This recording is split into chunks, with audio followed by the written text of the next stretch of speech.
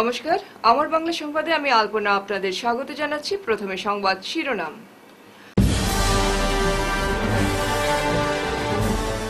স্বজাতীয়রা সরকারি ভূমিতে থাকতে পারে, কিন্তু বিদেশিদের দখল মানা হবে না, হিমন্ত বিশ্ব শর্মা।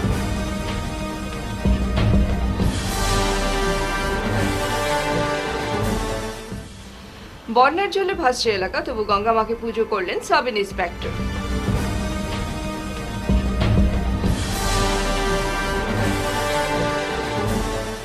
রাঙ্গিরখাড়িতে ডিভাইডার নির্মাণ নিয়ে বিতর্ক, পুরাতন ডিভাইডার রাখার দাবি স্থানীয়দের।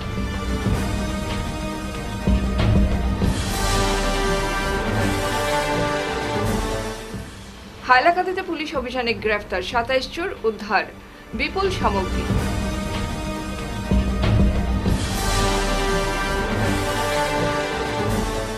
আদর্শ গ্রাম ছোট দুধপাতিলে বেহাল রাস্তা, ড্রেনেজ দুরবস্থায় ক্ষুব্ধ জনগণ।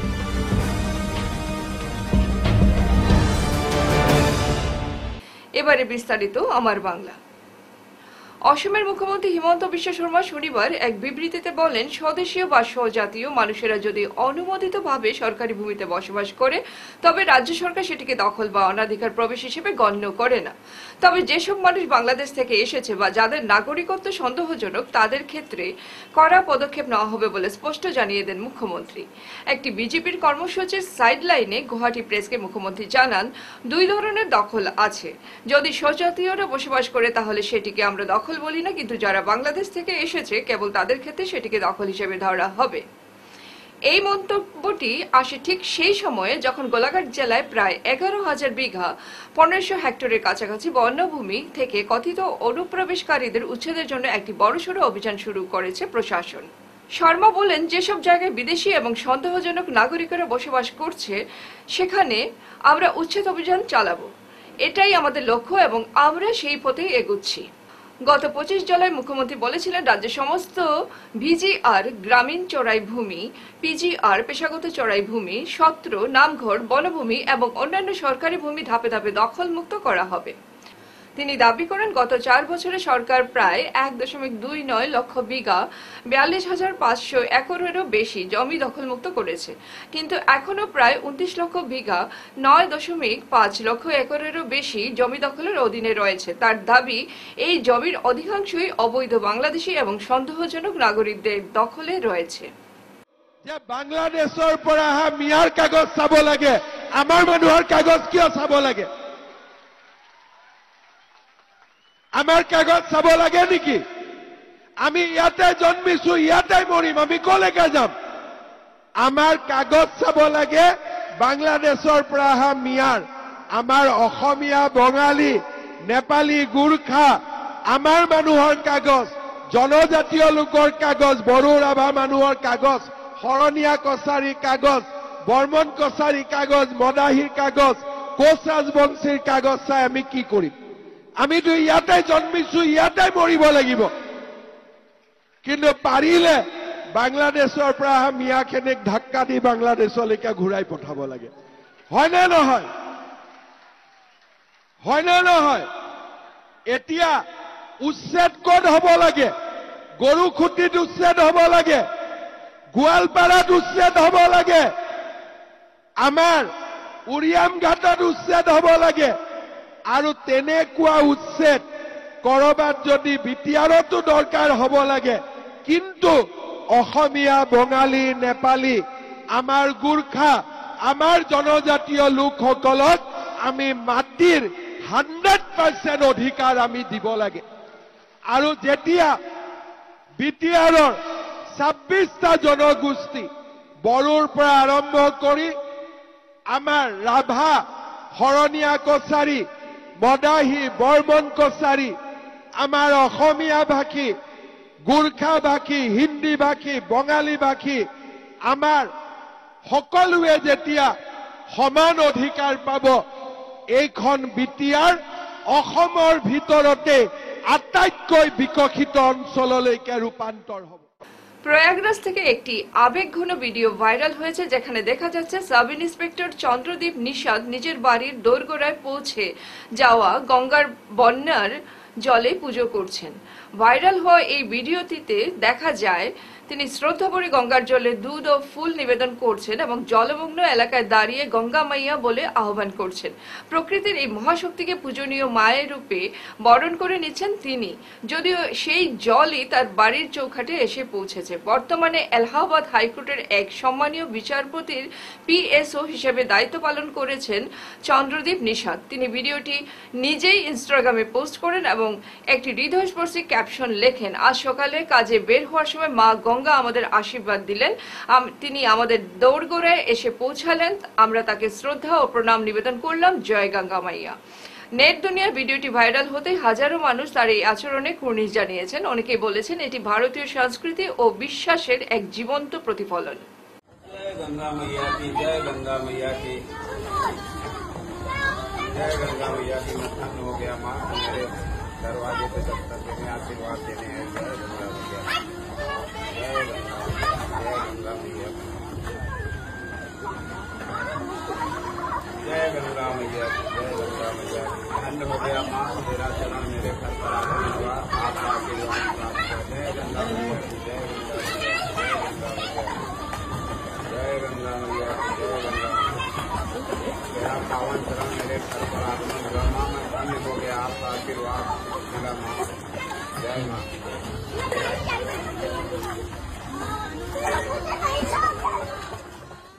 শহরের অন্যতম ব্যস্ত ও জনবহুল রাঙ্গিরখাড়ি এলাকায় সৌন্দর্যায়নের উদ্যোগকে কেন্দ্র করে হঠাৎ করে তরুণী রোডের গ্যাপ বন্ধ করে ডিভাইডার নির্মাণের পরিকল্পনায় ক্ষোভে ফুঁসছে স্থানীয় বাসিন্দারা। সরকারি প্রকল্পের অধীনে নেতাজির নতুন মূর্তি বসানো এবং আশেপাশের অঞ্চলকে সজ্জিত করার কাজ ইতিমধ্যে শুরু হয়েছে। ফুটপাত সম্প্রসারণ, রেলিং ও টাইলস বসানো সহ বেশ কিছু উন্নয়নমূলক পদক্ষেপকে সাধুবাদ জানালেও হঠাৎ করে পুরাতন ডিভাইডার ভেঙে নতুন করে তৈরি করার সিদ্ধান্তে ক্ষোভ প্রকাশ করেন এলাকাবাসী। স্থানীয়রা জানান, তরুণরা দীর্ঘদিন ধরে রাঙ্গিরখাড়ির একটি বিকল্প বাইপাস রোড হিসেবে ব্যবহৃত হয়ে আসছে। যানজটের সময় এই পথে সাধারণ মানুষ, যানবাহন এমনকি স্কুল কলেজগামী ছাত্রছাত্রীরাও চলাচল করেন। প্রাক্তন পৌর কমিশনার সজল বণিক বলেন, 25 বছর ধরে যেটা মানুষ ব্যবহার করছে সেটা হঠাৎ ভেঙে ফেলা মানে পরিকল্পনার দারিদ্র্য। উন্নয়নের নামে মানুষের অসুবিধা বাড়ানো অনুচিত। স্থানীয়দের দাবি, পুরাতন ডিভাইডার রেখে পয়েন্ট বিউটিফিকেশন করাই হবে সঠিক সিদ্ধান্ত। দেখা যাচ্ছে হঠাৎ করে কালকে রাত থেকে আজকে দেখা যাচ্ছে এই যে গ্যাপ যেটা ছিল, গ্যাপটা বন্ধ করার পরিকল্পনা নিয়েছে এবং পিডব্লিউডি, নিশ্চয়ই পিডব্লিউডির রোড, পিডব্লিউডি কাজ করছে। পিডব্লিউডির লোকেরা কেন এই কেটে সম্পূর্ণটাকে বন্ধ করে ডিভাইডার করা হবে। তাই এত অঞ্চল লোকের এইটাই দাবি যে আগে যেভাবে পিডব্লিউডি এই ডিভাইডারটা তৈরি করে গিয়েছিল সেইভাবেই থাকতো, গ্যাপ থাকতো এবং বিউটিফিকেশন করতে যা কিছু করুক সব জনসাধারণ এখানে এই বিউটিফিকেশনের সাথে আছে। আমি এক্সিকিউটিভ ইঞ্জিনিয়ারের সঙ্গে এখন কথা বলেছি, উনি বলছে উনি উদারবন যাচ্ছেন, ওনার এসডিও আর এসও পাঠাচ্ছেন। আমরা অনেক সময় হয়ে গেছে, আমরা এখানে অপেক্ষারত পিডব্লিউডির, কিন্তু এখনও পর্যন্ত পিডব্লিউডির কোনো আধিকারিক আসেনি। তাই আমি আপনাদের যুগে আমি জেলা প্রশাসন, আমি পিডব্লিউডি, আমি মিউনিসিপ্যালিটি আধিকারিক কাছে আমরা তরুণ রোড বাসের ও এত অঞ্চলের লোকের বিনম্র আবেদন, আমাদের যে এই ডিভাইডার আগে যেভাবে ছিল, তরুণ রোড যাওয়ার যে ব্যবস্থা ছিল সেইভাবে রেখে এটাকে বিউটিফিকেশন করার জন্য, এটাকে মেরামতি করার জন্য। আগে যখন আমরা তরুণ রোড যেতাম, আমরা এই রাঙ্গিরখাড়ি টুকে এসে তরুণ রোড যাওয়ার জন্য ডিভাইডারের একটা গ্যাপ ছিল, তরুণ রোডের জন্য এত অঞ্চলের জন্য একটা গ্যাপ ছিল, ওই দিকে গ্যাপটা ছিল 30-35 ফুটের গ্যাপ ছিল। এখন এই গ্যাপটাকে বন্ধ করে একদম পুরো বন্ধ করে দিয়েছে। এখন এই দিকের মানুষ সব এই নাই করে 5 থেকে 500 মিটার দূরে এই কি বলে পেট্রোল পাম্প হয়ে ঘুরে এখানে আসতে হবে। এটা এত অঞ্চলের জন্য খুব বেশি কষ্ট হবে এবং জনসাধারণ কষ্ট হবে।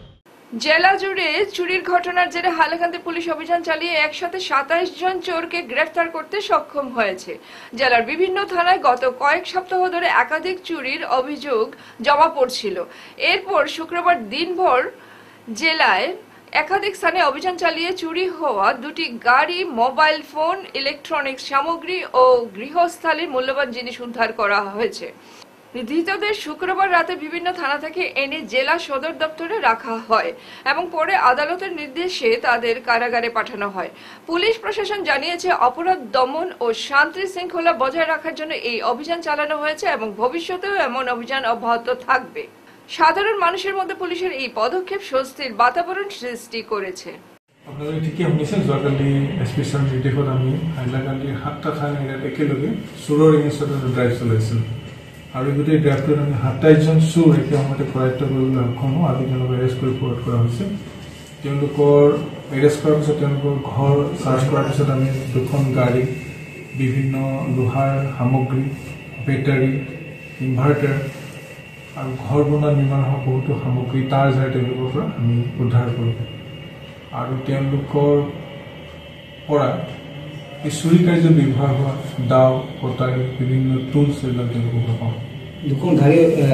দুখন গাড়ী, মাৰুতি গাড়ী এখন আৰু এখন অল্টো গাড়ী চাগে, 2খন গাড়ী আমি তেওঁলোকৰ উদ্ধাৰ কৰিছোঁ। হাইলাকান্দিৰ পৰা 12জন, লালাৰ পৰা 4জন, আলগাপুৰ 3জন, ৰামনাথপুৰ 4জন, 5 গ্রাম 3জন আৰু কাটিচাৰ 1জন, টোটাল 27জন। সরকারিভাবে আদর্শ গ্রাম হিসেবে ঘোষিত হলেও ছোট দুধপাতিল গ্রামে বাস্তবে রাস্তাঘাটের বেহাল দশা ও নাগরিক দুর্ভোগ চরমে। রবিবার সমাজসেবক রমাকান্ত বিশ্বাসের নেতৃত্বে জাগো সচেতন সমাজ এর ডাকে এক গণ মহাসম্মেলনে গ্রামের বিভিন্ন এলাকার বাসিন্দারা অংশ নেন। শিবনগর রোড, নাথপাড়া, লেবুরবন্ধ রোড, মালিবস্তি, মধুরামুখ সহ একাধিক এলাকার পথঘাট এতটাই খারাপ যে যাত্রী চলাচল দূর, রোগী পরিবহনও কঠিন হয়ে পড়েছে। গ্রামবাসীরা জানান, এমজিএনের রেগার নামে বরাদ্দ কোটি কোটি টাকার মাস্টার ড্রেনেজ প্রকল্পে ব্যাপক দুর্নীতি হয়েছে। ড্রেন ভরাট, জল জমে থাকা, রাস্তার ব্লক উপড়ে পড়ে থাকা, সমস্ত কিছু সরকারের ব্যর্থতা তুলে ধরেছে। সচেতন সমাজের প্রতিনিধি পরিমল সরকার বলেন, জনগণ সচেতন না হলে বরাদ্দ টাকা ব্যবহার কখনোই সঠিকভাবে হবে না। গ্রামবাসীদের পক্ষ থেকে দাবি ওঠে, দুর্নীতি বন্ধ করে স্বচ্ছ প্রকল্প বাস্তবায়ন, পঞ্চায়েত সদস্যদের সক্রিয় দায়িত্বশীলতা এবং প্রকল্প নিরীক্ষা চালু করা হোক। জিপির প্রাক্তন উপসভাপতি সুভাষ দেবনাথ বলেন, এমজিএনরেগা প্রকল্পের প্রক্রিয়া যদি না পাল্টানো হয় তাহলে সরকারের টাকা মাঠেই যাবে। পঞ্চায়েতে যাতে রাস্তাঘাটে ড্রেন ডুন এগুলো একটু দেখিয়া তাই একটু যদি পরিষ্কার ঠিকঠাক করিয়া দেয় তো আমরা একটু চলাফেরা করতে পারবো। রাস্তাঘাটে কমসে কম জল থাকতো না, হাঁটুর উপরে জল থাকে। এই যে সামনে Radhanagar LP school, high school, এই স্কুলও ছাত্র যেতে পারে না। ছাত্র অতটুকু কয়েকবার আমরা চোখের সামনে ছাত্র গিয়া পড়িয়ে যায়, ড্রেনও পড়ে যায়, আমরা গিয়া টানিয়া তুলি। বাইক সাইক কোনো অ্যাক্সিডেন্ট হয়, উল্টাইয়া পড়ে, কিন্তু আমরা গিয়ে টানিয়া তুলি এই রাস্তাঘাটের বর্তমানে। এই কারণে আমি পঞ্চায়েতের কাছে আমার বিনম্র অনুরোধ, আমি জিপির প্রাক্তন ভাইস প্রেসিডেন্ট হিসাবে তাই যেন রাস্তাটার দিকে একটু সুদৃষ্টি দেয় এবং রাস্তাঘাটের যে ড্রেনগুলা যদি ক্লিয়ার করে দেয় যে রাস্তার থেকে জলটা অন্ততপক্ষে নামবো। আপনি একটা গুরুত্বপূর্ণ পদে আসলা, প্রাক্তন ভাইস প্রেসিডেন্ট, তো আপনি আজকে যে আমরা সামনে আসুন যে বাস্তব দশা, তো বাস্তব দশা এটা কি আপনি স্বীকার করেন যে সরকারের অর্থ আইছে যেগুলো সঠিক ব্যবহার হয়েছে? সঠিক ব্যবহার সরকারের অর্থ দেয়, কিন্তু বিশেষ করে একটা কথা আমি না কইয়া পারতাম না, সরকারের অর্থ দেয় বেশিরভাগ এনার্জিসের কাজের উপরে, অর্থাৎ জব কার্ডের কাজের উপরে। জব কার্ডের কাজ করাইয়া, এগুলা কাজ করাইয়া, বড় ধরনের কোনো স্কিম নাই। আর জব কার্ডের কাজ করাইয়া, এই মাটির কাজ করাইয়া আমরা গ্রামের ড্রেনও ক্লিয়ার হইতো না। পাক্কা কাজ যদি কিচ্ছু না দেয়, মেন্টেজের রড সিমেন্টের বালু পাথরের কাজ না হইলে কাজগুলা সক্রিয় হইতো না। আর এইটা সম্পূর্ণ টিলা দুধ পাতিল, এটার ছোটো দুধ পাতিল, অর্থাৎ সমস্তটা চতুর্দিকে টিলা, বড় বড় পাহাড়, পাহাড় থেকে জল লাইমা আমরা ফাঁকা রাস্তা ভাঙ্গা নের গিয়া। আর মাটির কাজ করলে আমরা কতটুকু মানে ভালো হইব আর কতটুকু কিতা হইব, এই বলিয়ে আমি কই আর যে যেটাই স্যাংশন করা আমরা নতুন পঞ্চায়েতেও করা, সরকারে দেখ, আমরা মানে ফাঁকা কাজ হইতো, যেটা কাজ হইতো ফাঁকা কাজ হইতো। স্বাধীনতা দিবসকে সামনে রেখে শিলচরে পুলিশের রোড মার্চ, জঙ্গি তৎপরতা রুখতে বার্তা। 15 আগস্ট স্বাধীনতা দিবসের প্রাক্কালে শিলচর শহরে বড়সড় রোড মার্চ করল কাছাড় পুলিশ প্রশাসন। শনিবার রাতে শিলচর সদর থানার সামনে থেকে শুরু হওয়া রোড মার্চে অংশ নেন police super Nomal Mahato, CRPF commando বাহিনী ও আসাম পুলিশের অন্যান্য ইউনিট। এসএসপি নোমাল মাহাতো সংবাদ মাধ্যমকে জানান, স্বাধীনতা দিবসের আগের কোনো অপ্রীতিকর ঘটনা যাতে না ঘটে তার নিশ্চিত করতে পুলিশ সর্বদা সক্রিয় রয়েছে। এই রোড মার্চের মাধ্যমে জনগণের মধ্যে নিরাপত্তার বার্তা পৌঁছে দেওয়া আমাদের উদ্দেশ্য। পুলিশ সূত্রে জানানো হয়েছে, শহরের বিভিন্ন স্পর্শকাতর স্থানে নজরদারি বাড়ানো হয়েছে এবং নাগরিকদের যে কোনো সন্দেহজনক কার্যকলাপ সম্পর্কে অবিলম্বে পুলিশকে জানাতে অনুরোধ করা হয়েছে। নাগৰিকে যাতে সম্পূৰ্ণ নিৰাপত্তাৰে থাকিব পাৰে, তেওঁলোকৰ যাতে কোনো অসুবিধা নহয় আৰু কোনো দুষ্কৃতিকাৰী আহি পেলাই যাতে টাউনৰ বা চিটিৰ মাজত সোমাই যাতে কোনো দুষ্কৃতিকাৰী ঘটনা তেওঁলোকে সংঘটিত কৰিব নোৱাৰে, তাৰ কাৰণে আমি নাগৰিক সমাজৰ নিৰাপত্তাজনিত দিশলৈ চাই আমি এই ফুট মাৰ্চ কৰিছোঁ আৰু মাজে মাজে আমি এইটো কৰি থাকোঁ। গতিকে আমি সেই এটা ৰুটিন ৰুট মাৰ্চ এটা গোটেই মহানগৰখনত আমি কৰিছোঁ। আমাৰ লগত সকলো ৰাজপত্ৰিত যি বিষয় আছে সকলো আমাৰ লগত আছে। মানে থানাৰ আৰক্ষীৰ আমাৰ থানাৰ ভাৰপ্ৰাপ্ত বিষয়া আছে, তাৰ লগতে আউটপোষ্টৰ IC সকলো আছে, তাৰ লগতে সমগ্ৰ আমাৰ CRPF বাহিনী, কামাণ্ডো বাহিনী সকলো লগত লৈ আমি ফুট মাৰ্চ কৰিছোঁ, যাতে ৰাইজৰ আৰু নাগৰিক সমাজৰ নিৰাপত্তা নিশ্চিত কৰিবৰ কাৰণে মাজে মাজে আমাৰ এইটো এটা ৰুটিন, আমাৰ এটা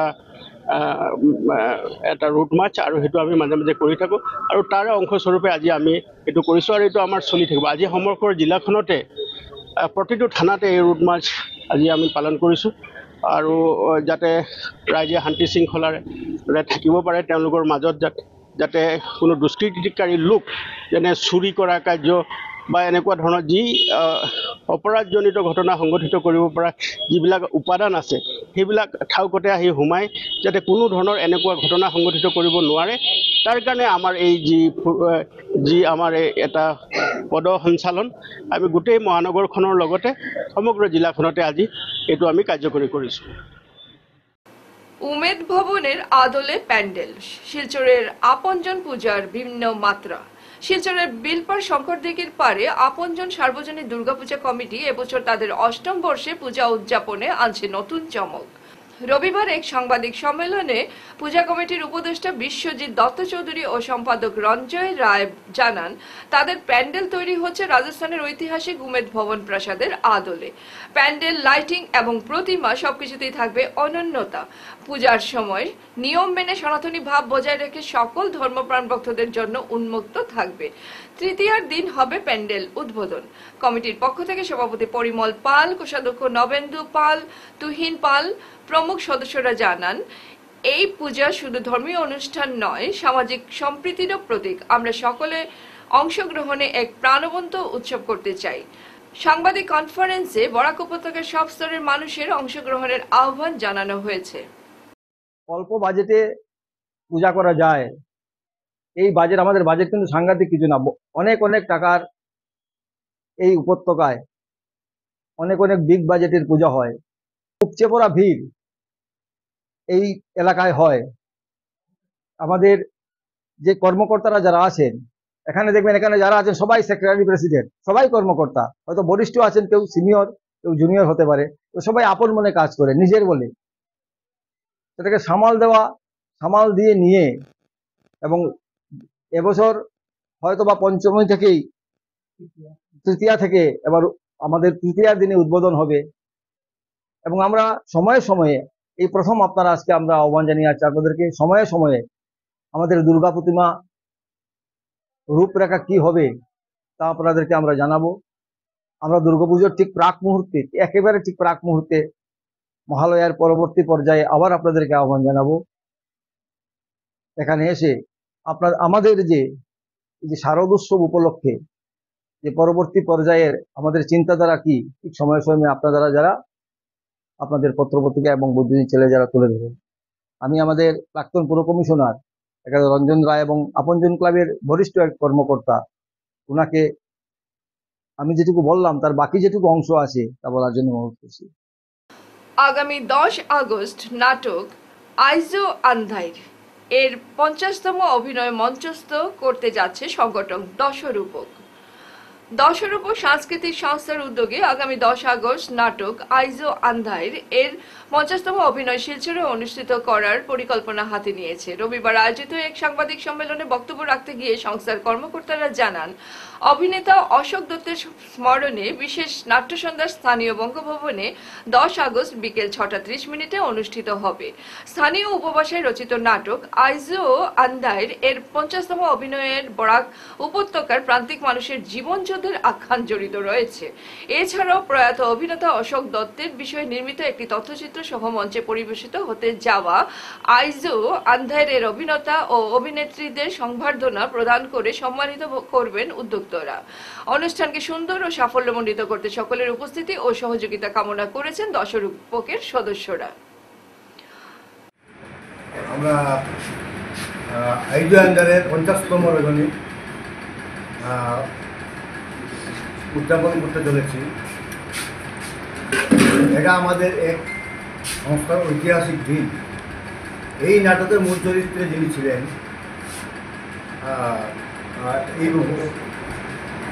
এই নাটকের মূল চরিত্রে যিনি ছিলেন এই অঞ্চলের স্বনামধন্য নাট্যকর্মী এবং আমাদের সংস্থার একনিষ্ঠ সদস্য শ্রীমান অশোক দত্ত ওরফে অভি বা অভিদা বলে সবাই চিনেন।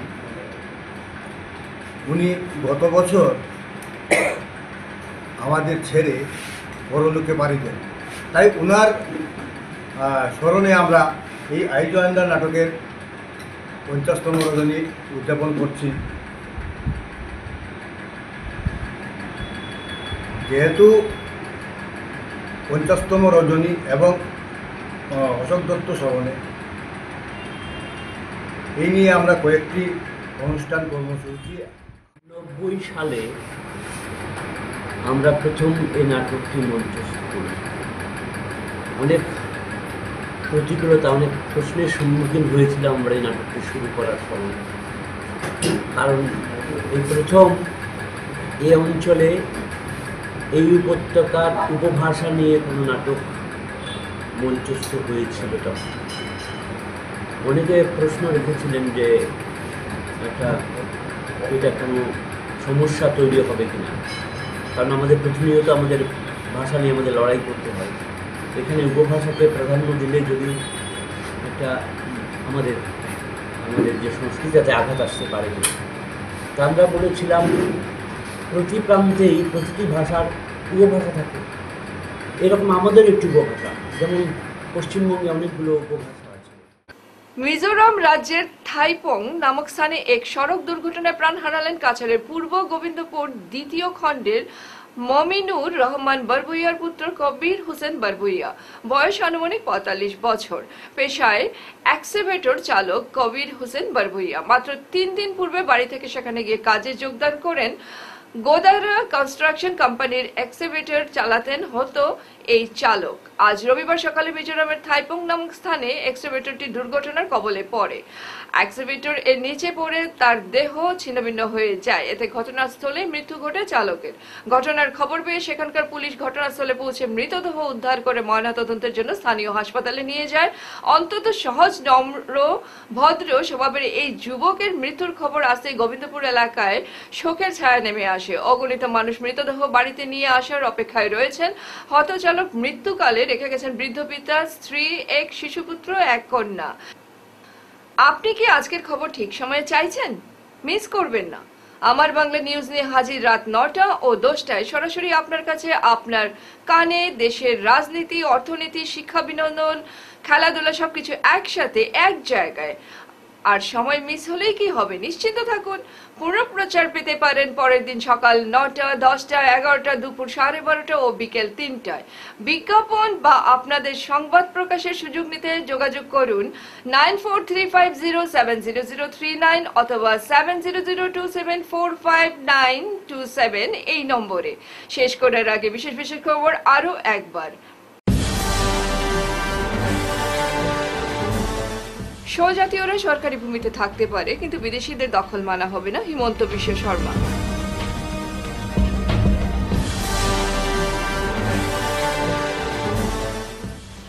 বন্যার জলে ভাসছে এলাকা, তবু গঙ্গা মাকে পুজো করলেন সাব ইন্সপেক্টর।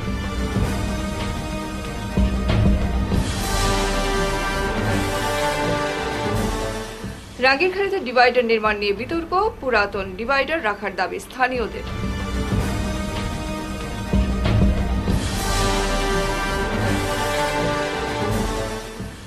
হাইলাকান্দিতে পুলিশ অভিযানে গ্রেফতার 27 চোর, উদ্ধার বিপুল সামগ্রী।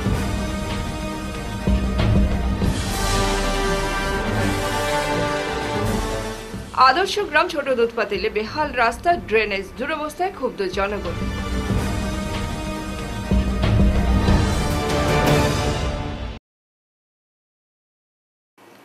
এখনকার মতো আমার বাংলা সংবাদ এ পর্যন্তই। নমস্কার।